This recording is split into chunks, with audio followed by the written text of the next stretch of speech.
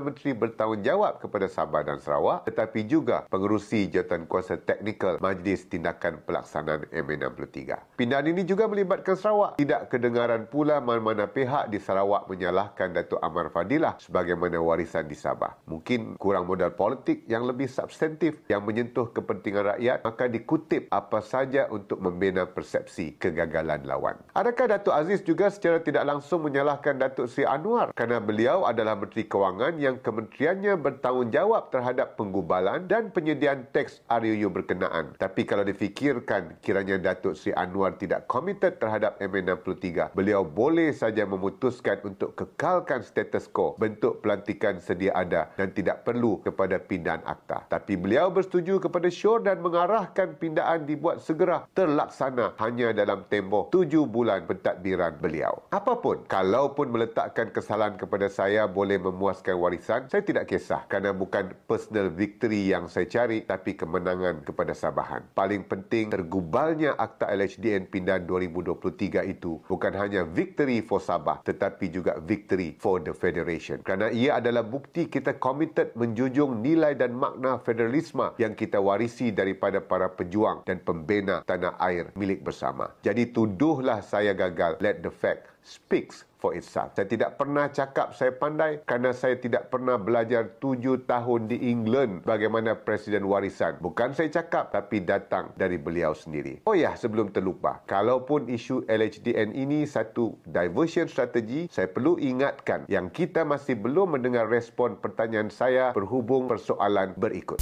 Persoalannya berbeza dengan kelantangan cakap-cakap beliau mutakhir ini. Cuma saya ingin nyatakan di sini segi perlembagaan dia. Apa juga tindakan sempadan artikel 2 Perlembagaan Malaysia tidak boleh berubah tanpa ada persetujuan Dewan Undangan Negeri Sabah.